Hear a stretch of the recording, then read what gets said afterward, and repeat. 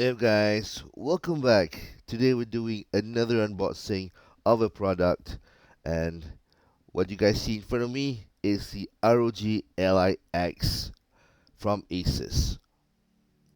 Another disclaimer here, I bought this myself with my own money. It's important that I disclose this to you guys because it's part of the rules for these videos on TikTok and also YouTube, on Twitch as well.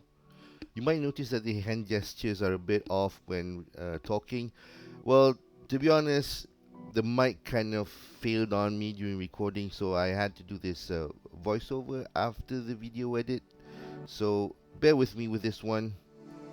And so with the top off, what you can see here is actually the stand for the ROG LIX. It's right underneath the top part of the box, and with the cover removed, now we can get into the beef of this video. With a little bit of video magic, we can speed this up, and now we have the ROG LIX right in front of us in our hands. My initial impression would be that it's kind of chunky to hold, but at the same time it's kind of hefty in terms of its weight. And looking at the back here, there's a bunch of cooling louvers and definitely a couple of macro buttons that you can use for macroing. The ROG emblem just gives this a little bit of flair, but really does nothing to it. In terms of grip thickness, I also say that they added a little bit of thickness to it.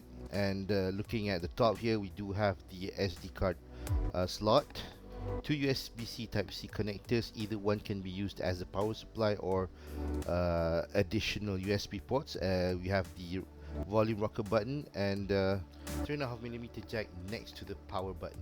The trigger and the shoulder buttons are nice and clicky, but there is no option to change the triggers from a long throw to a short throw buttons like other handhelds. But the triggers here are very nice and responsive, so there's really not much of a complaint here. There's actually nothing underneath the ROG LIX, but if I were to nitpick, I reckon that having one USB-C connector could make a case for you Asus to make one Asus branded docking port for this ROG LIX. As for the front panels, the biggest purchasing point for me was the Hall effect analog sticks, and the rest of the buttons inclusive of the D-pad are clicky, not mushy, but very nice tactile feel to it. And now going to the rest of the box, we do have the user manuals, charging cable, power brakes and stuff. I'm not going to go through it. It's pretty much the usual suspects. While we're at it, let's have a look at the box, and if you notice that the stickers from the top and the bottom have been already cut off, well, that's usual here in Malaysia because the shop owners often open up the box for you guys and they take on the warranty card and fill that up for you. So it's literally free job for you guys, so you don't have to do any of the warranty claims later on. They don't do it before you pay for the item, they do it after you pay for the product. So just to be clear, I didn't mention this initially, but we do have the USB Type-C docking port here with us, and I bought this together with the ROG Ally at a cheap price because it was bundled at 4,100 ringgit, so it was really cheap and I was pretty happy with the deal that I got. Now, one thing that I discovered about this USB Type-C docking port after doing this unboxing is that the ROG LIX does not fit on this docking port. This docking port was designed for this Valve Steam Deck, and the original ROG Ally was designed with the Steam Deck in mind. But when Asus issued a revision to the ROG Ally, which it was this X version, it was a bit chunkier and a bit more heftier, a bit thicker, a bit fatter here and there. Regardless though, everything still works. I can still use the USB Type-C for charging. I can still use the A sockets for other attachments like the thumb drives. I can still use the LAN port for connections if I need to.